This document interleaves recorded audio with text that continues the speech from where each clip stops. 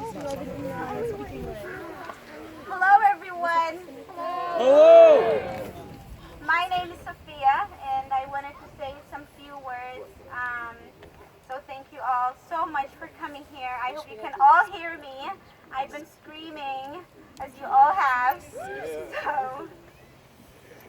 So today I am standing in front of you as a black woman, as a woman who has two wonderful black brothers, friends, and cousins.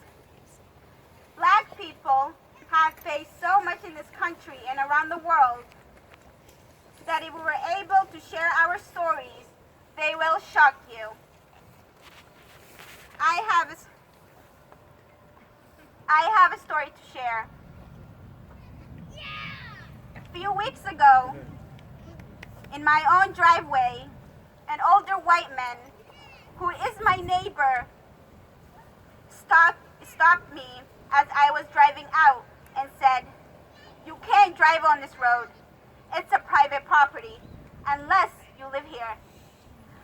So much emotion ran through my body. But all I said was, "Yes, I do live here." I have another story. My brother and his friends were one day hanging out somewhere at Bates College when a police officer came and said, "Let me see your IDs." Everyone gave their IDs, including my brother. And when the officer came back to my brother, he said, "You're not in the system. You live on Knox Street and you've never been arrested before?" I have another story. One night, my brother was driving my brand new car and he was stopped at a traffic stop. The officer claimed to have stopped my brother because of a tail light that was out. The officer did not ask for insurance or an ID, but rather said to my brother, "You can go. We were looking for someone else and you're the wrong person." Imagine that.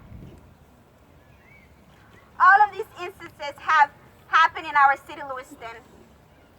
And I can't imagine the many black men and women who have similar or even worse stories to share. This is my fourth protest this week.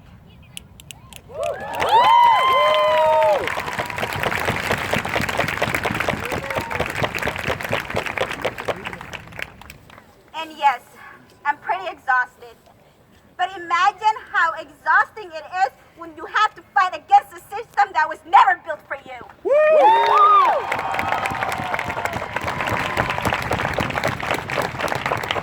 A system that is oppressive and toxic to a race. A system that is inherently ingrained how this nation came about. We can't just have more trainings on racial bias or sensitivity. No more. We need to go beyond that. We need to create a public safety system that is founded on compassion.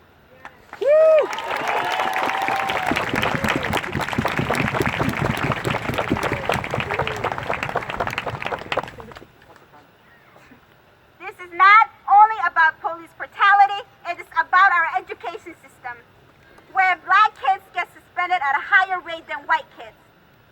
I remember when I was at a mom's home, and she got a call from school that said her 7-year-old child is being suspended for being disruptive in class.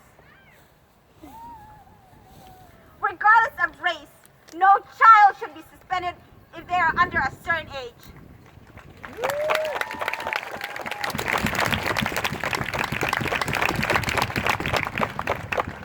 What about our healthcare system, where racial and ethnic minorities are less likely to receive preventative medical treatments than whites and often receive lower quality care?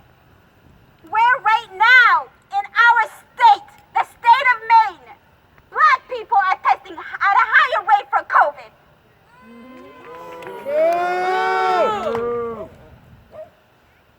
What about the employment system, where black workers are twice as likely to be unemployed as white workers overall, 6.4% versus 3.1%.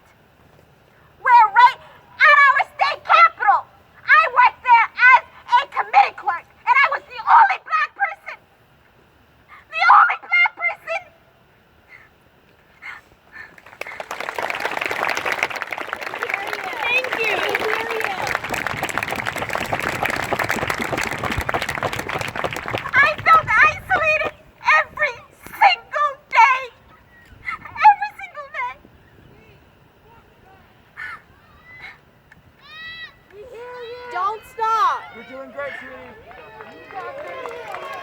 Go, Safiya! Go, Safiya! Go! And the list never seems to end. This is not only about the murder of George Floyd, it's about every police brutality that was never filmed. If all lives matter, and I say that again, if all lives matter, Trayvon Martin, Tamara Rice, Michael Brown, Eric Garner, Felicito Castillo, Breonna Taylor, and many others would be here with us right now, right? Right! That's right! That's right!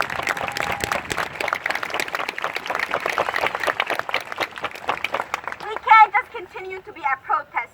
We need to do more.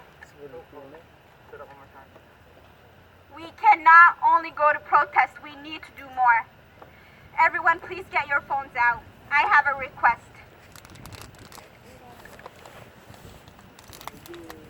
I have a list of demands I need you all to make to your officials. Because we've waited for over 400 years and we still haven't seen the changes that we want to see. First, contact your mayors and city councilors to commission a citizen review board for the police department. Write that down. Is that going through? Yeah. Yep. I can't hear, sorry, I have a hearing impairment. Sorry, honey. 2, contact your school committee members to get police out of our public school system and replace them with social workers and trained psychologists.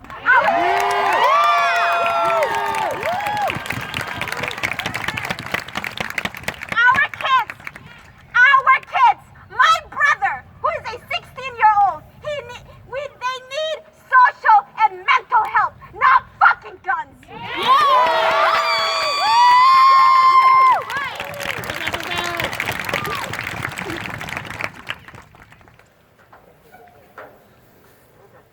Contact your state and local official leaders to refuse political donations from law enforcement unions, associations, and political action committees. Have you wrote that down?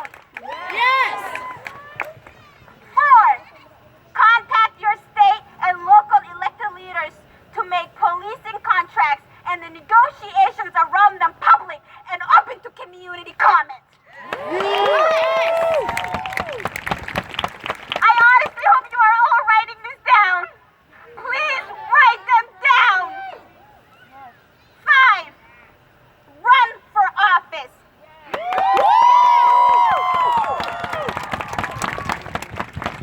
Last year, at the age of 23, I ran for city council in Lewiston, and I got elected.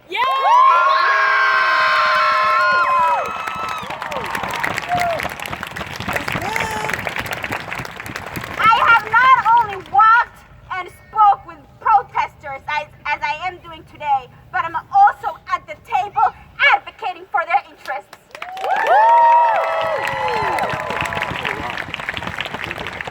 6, please vote. We have a primary in July 14th, and please request your absentee ballot right now.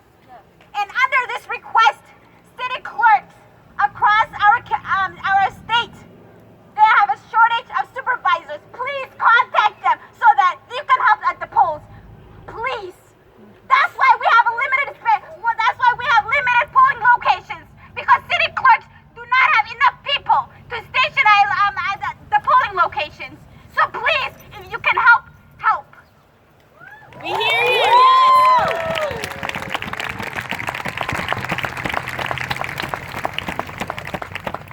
And lastly, continue to stand up as you are doing today. If you see something happen at a restaurant, at a bus stop, at a park, if there's a Karen around, please stand up and speak up. Yeah!